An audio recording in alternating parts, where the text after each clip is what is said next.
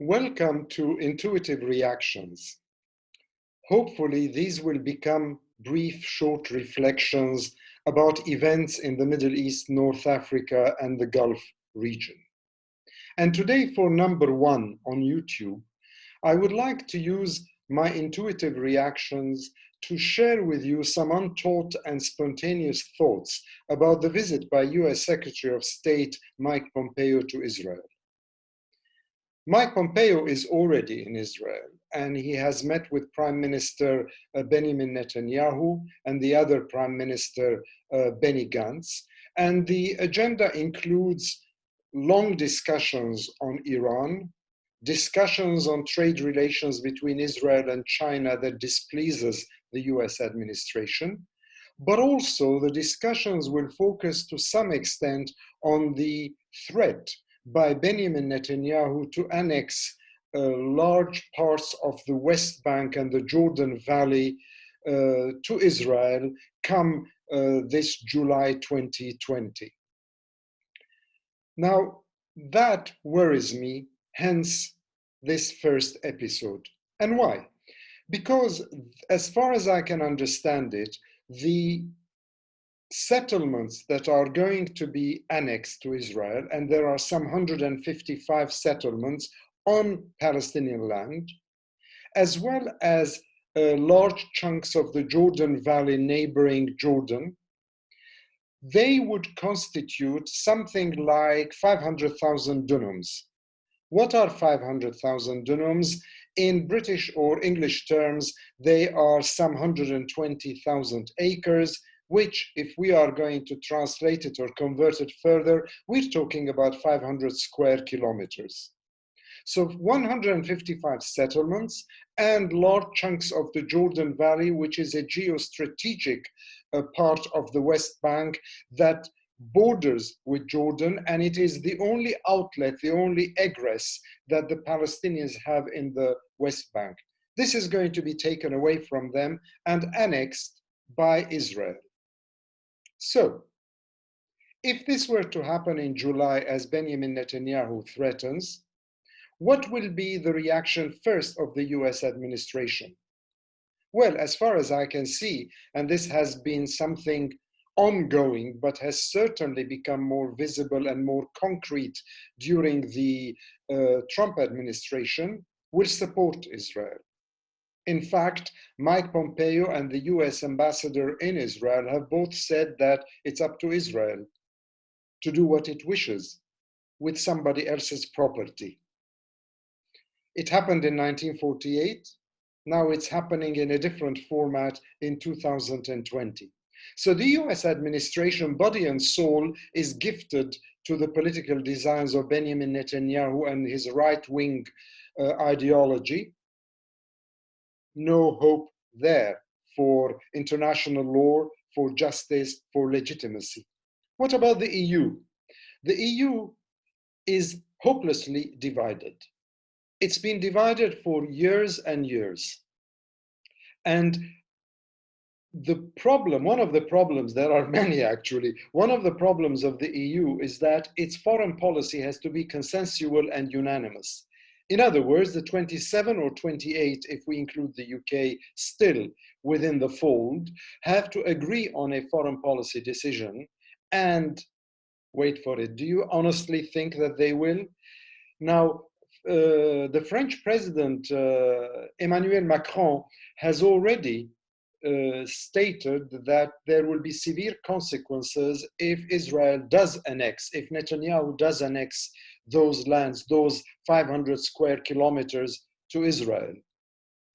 Supporting him are countries like Spain, like Belgium, like Luxembourg, like Ireland, perhaps even others. In fact, 11 ambassadors of the European Union, including the UK, wrote a letter on the 30th of April in which they said that they disagree with the idea of this annexation. But there is a huge gap between disagreeing and writing a letter and doing something concrete about it. And I believe that it will be very difficult for the EU to do anything about it, concrete, Why? Because even if those 6 or 7 out of the 27, 28, even if those 11 that wrote the letter were to agree on strict measures, financial, commercial, trade, diplomatic, what about the others? What about a lot of the East European countries who have probably as right-wing, sharp ideologies as Netanyahu has as well, and they are friends of Israel? What about the Czech Republic? What about Romania? What about others? So it's going to be difficult. And I stick by the premise that for me, the EU is a banker, is not a political body.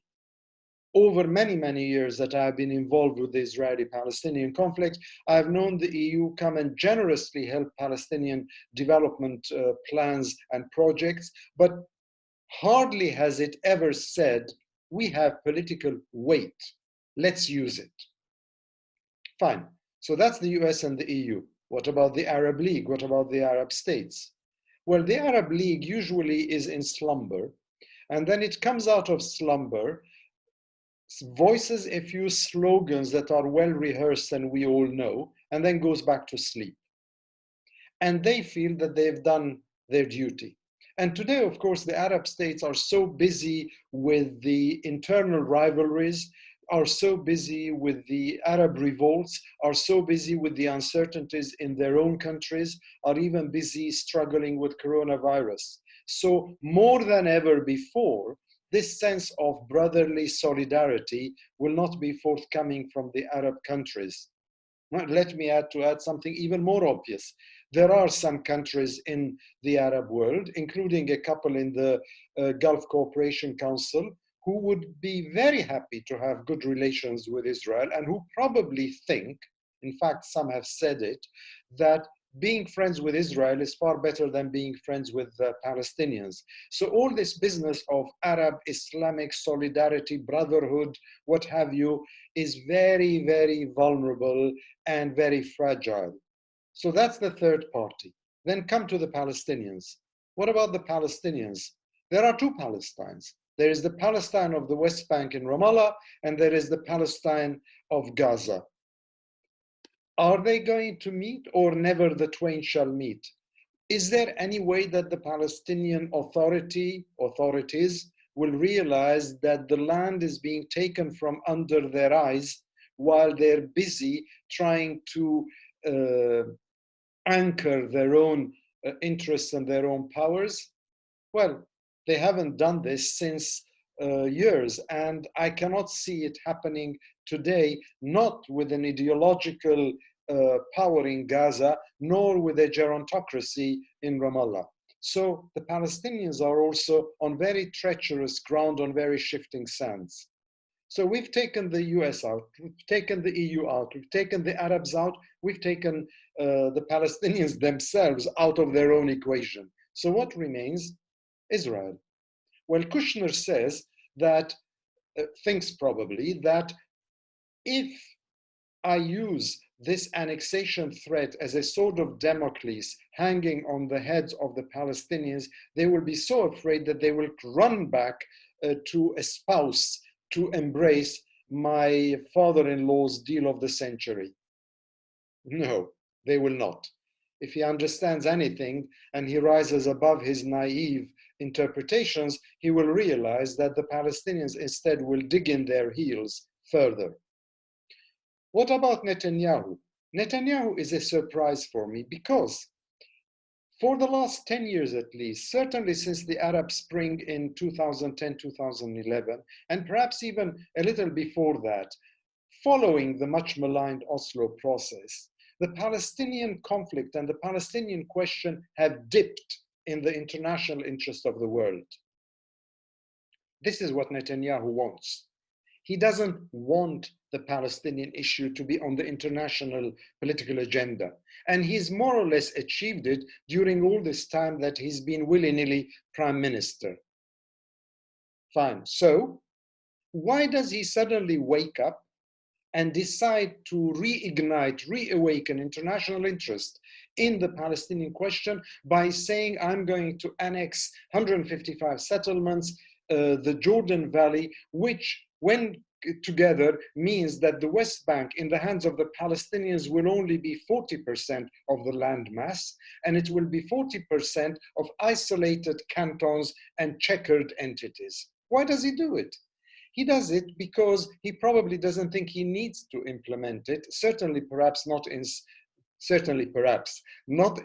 summer, but it's also an attempt to have his legacy, to build his legacy, to shape his legacy as that politician of Israel who basically served best the Zionist plans of settling on the whole of what they call the land of Israel, Eretz Yisrael.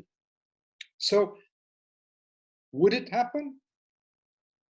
I don't know. We'll see. We'll see in the weeks and months ahead.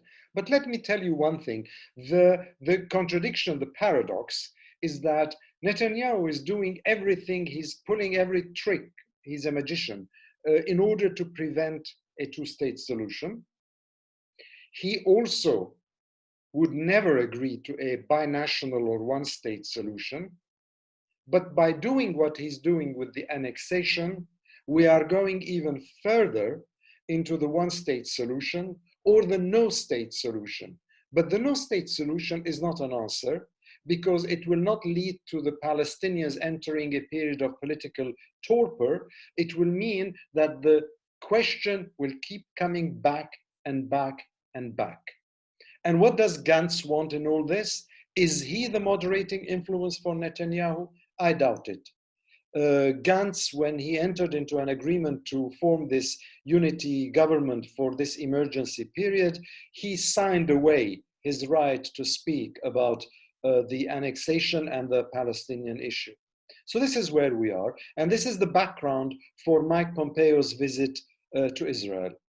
Welcome to another reality where justice is kicked in the backside, where international law becomes redundant, and when one arrogant power, an occupying power, starts dictating the terms, and the one superpower that can do something about it stamps that arrogance and says, by all means, go ahead and do it.